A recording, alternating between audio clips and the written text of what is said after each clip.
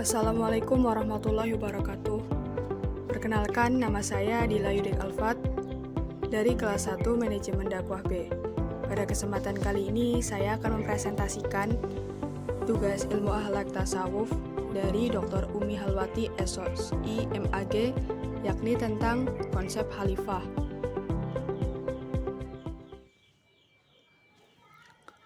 Bahan penciptaan manusia. 3 unsur penciptaan manusia. Secara harfiah, kata khalifah berarti Allah Subhanahu wa taala telah mendelegasikan atau mewakilkan kepengurusan bumi kepada makhluknya bernama manusia, bukan malaikat dan jin, maupun 2 golongan makhluk yang diciptakan Allah sebelum mereka.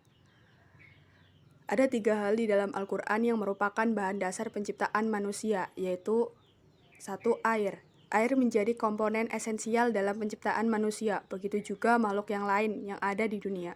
Hal ini seperti dipertegas dalam Al-Quran Surat Al-Anbiya ayat 30, yang artinya, dan apakah orang-orang kafir tidak mengetahui bahwa langit dan bumi keduanya dahulu menyatu, kemudian kami pisahkan antara keduanya, dan kami jadikan segala sesuatu yang hidup berasal dari air, maka mengapa mereka tidak beriman?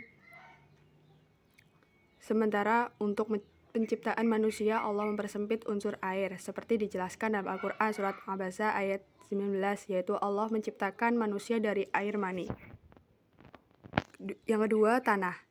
Dalam penciptaan makhluk hidup, termasuk di dalamnya manusia, beberapa ayat Al-Quran menyatakan pentingnya unsur lain selain air, yaitu tanah liat, seperti yang diterangkan dalam Surat Al-Mu'minun ayat 12. Ayat ini mengindikasikan bahwa tanah mengandung unsur-unsur yang diperlukan bagi proses kehidupan. Allah menciptakan manusia dari bahan dasar tanah yang kemudian dengan kekuasaan dan hukum-hukumnya dibentuk rupa dan beragam fungsi dari fisik yang ada dalam tubuh manusia. Hal ini tentunya dilakukan Allah pada manusia pertama, yaitu Nabi Adam alaihissalam.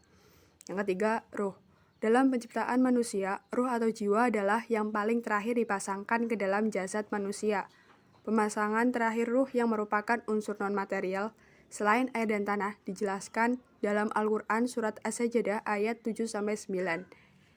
Ayat tersebut menjelaskan bahwa kehidupan manusia dimulai ketika ruh ditiupkan ke dalam jasad yang sedang dalam penyempurnaannya di rahim. Ketika ruh tersebut masuk, maka saat itu manusia dikatakan sudah menjalani kehidupannya. Karakter manusia menurut Islam. Dilihat dari karakteristiknya, menurut Imam Al-Ghazali dalam bukunya Ihya Ulumul Al-Din, manusia memiliki 4 macam karakter, yaitu 1. Al-Rububiyah, yaitu sifat ketuhanan yang merupakan urutan keempat yang tumbuh dan berkembang di dalam manusia. Apabila telah menguasai diri manusia, maka ia ingin menduduki jabatan yang tinggi, menguasai ilmu apa saja, suka memaksakan orang lain, dan tidak mau direndahkan, maunya hanya dipuji. Kecenderungan kepada sifat rububiyah, misalnya sifat sombong, bangga, pemaksa, suka pujian, sanjungan, gila kehormatan, kekayaan, serta mendambakan superioritas atas semua golongan.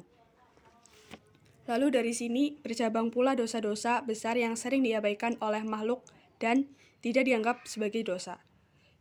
2. Al-Syaitoniyah, yaitu sifat kesetanan yang ada pada diri manusia yang apabila telah menguasai dirinya, ia akan suka merekayasa dengan tipu daya dan meraih segala sesuatu dengan cara-cara jahat.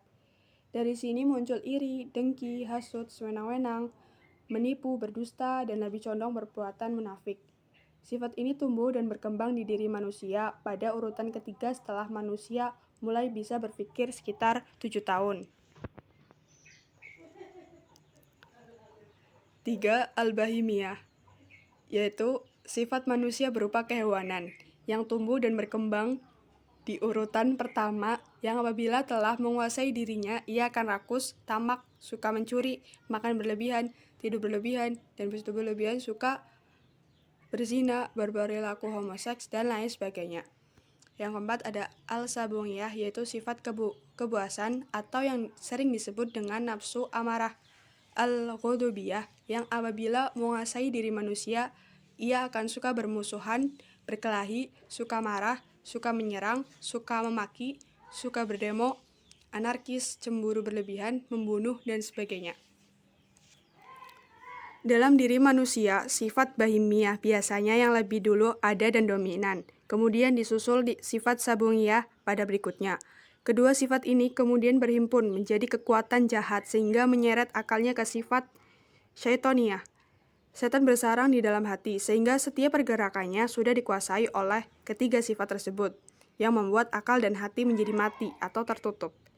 Dengan kondisi ini, seseorang akan terjebak pada diri sendiri atau pengakuan seperti lebih hebat, lebih pintar, lebih kaya, lebih kuat, lebih cantik, ataupun lebih tampan, dan sebagainya. Karena itu yang lebih mendominasi. Pengakuan itulah yang akan mendorongnya memiliki sifat rububiyah atau ketuhanan. Cara mengendalikan karakter manusia. Selain 4 sifat pemicu dosa pada diri manusia, Allah Subhanahu wa Ta'ala juga menganugerahi manusia berupa akal. Fungsi akal ini adalah untuk mengendalikan keempat nafsu tersebut. Yang pertama, dengan akal, sifat bahimiyah yang ada pada manusia akan dikendalikan untuk hal-hal yang benar seperti makan dan minum secara teratur dan syahwat setelah menempuh pernikahan. 2. Dengan akal, sifat manusia syabungiyah akan dikendalikan menjadi pemberani, membela kebenaran agama, menolak kebatilan demi kemaslahatan. 3. Dengan akal, sifat manusia syaitoniyah akan dikendalikan menjadi berhati-hati, seperti mampu menahan hawa nafsu, qanaah, ifah, suhud, jujur, tawadu, dan sejumlah sifat baik lainnya. Manusia dengan hati yang demikian itu senantiasa mengingat Allah. Yang terakhir, dengan akal, sifat manusia rububiyah akan dikendalikan menjadi seorang pemimpin, manajer, dan pelayan bagi orang lain yang tidak sombong dan otoriter. Kesimpulan, 4 sifat tersebut di atas tidak tumbuh dan berkembang secara sekaligus, tetapi melalui tahapan-tahapan atau secara berangsur-angsur. Selain 4 sifat pemicu dosa pada diri manusia, Allah Subhanahu wa Ta'ala juga menganugerahi manusia berupa akal. Fungsi akal ini adalah untuk mengendalikan keempat nafsu tersebut. Berbagai sifat buruk dan hati yang kotor itu akan terkikis dengan taat pada Allah.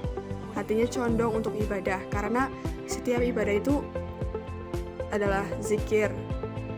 Mari kontrol diri kita sendiri masing-masing. Allah telah memuliakan kita dengan Islam, yakni dengan bertambahnya ketaatan, keimanan, dan ketakwaan kita kepada Allah, maka kita dapat mengendalikan dan menghindari karakter-karakter yang dapat memicu dosa. Manusia adalah makhluk-makhluk yang menurut tabiat dan alam hakikatnya sendiri sejak masa alam rahim selalu mencari dan merindukan Tuhan. Manusia adalah makhluk Tuhan yang tertinggi sebaik-baik ciptaan. Bahwa manusia diciptakan dari kejadian asalnya yang suci atau fitrah dan bernaluri kesucian. Namun, manusia juga makhluk yang doif, dan kedoifan manusia inilah permulaan semua bencana yang menimpa manusia. Demikian yang bisa saya sampaikan.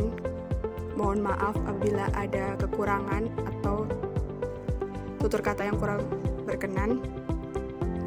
Selebihnya saya mohon maaf. Wabillahi taufiq wal hidayah, wa ridho wa inayah. Wassalamualaikum warahmatullahi wabarakatuh.